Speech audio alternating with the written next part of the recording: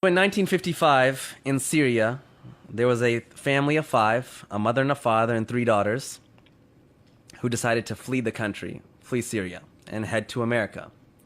Now, told the wife and the three daughters, listen, I'm going to go to America, I'm going to go to California, I'm going to get everything set up, and then 3 weeks later, you and the three daughters come meet me in California. So the father flies to California, is getting everything set up. 3 weeks pass. The mother takes the three daughters, and they head, from Syria to America.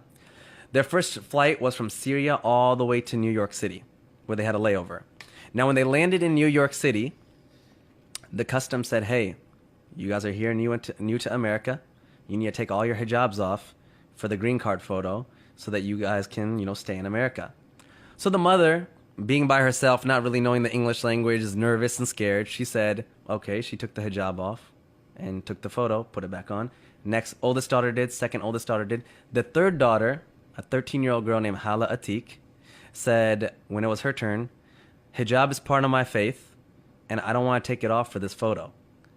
And the security, they kind of went back and forth with her, and they said, well, listen, little girl, we'll send you back to Syria if you don't take your hijab off for this photo.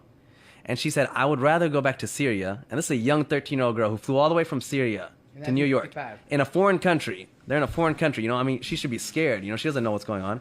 She said, I would rather go back to Syria than stay in this country if you guys are going to take my religious, rights away. Security came, management came. They put her in a back room. They made each older sister go to her separately and talk to her. They had the mother go talk to her. Then the 13-year-old girl said, I don't care who you bring back here. I will not take my hijab off for this green card photo.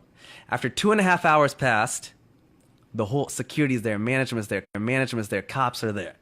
They finally said, hey, little girl, you can keep your hijab on, you can take the photo. And I have the photo. It's a beautiful photo. It's a black and white photo.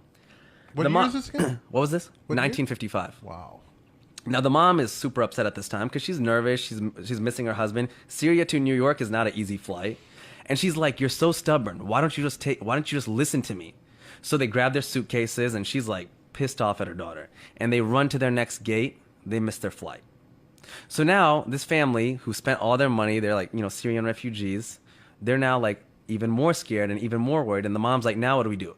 They go to United Airlines. They talk to them. They negotiate. They're like, well, we can't do anything. You guys are making it difficult. Finally, they mutually agree that we'll put you on the next flight to California. They get on the next flight. While they're flying to California, the mom is yelling at this 13-year-old girl like the entire time. Like, you're so stubborn. I miss my husband. I'm tired. They land in California, and their husband's, the father's there, and he's in tears and he's crying. And he's like, you're alive, you're alive. And they're like, why wouldn't we be alive? The flight that they were supposed to get on, American Airlines number 191, crashed, killing 295 people. It was the biggest crash in American Airlines history. Wow.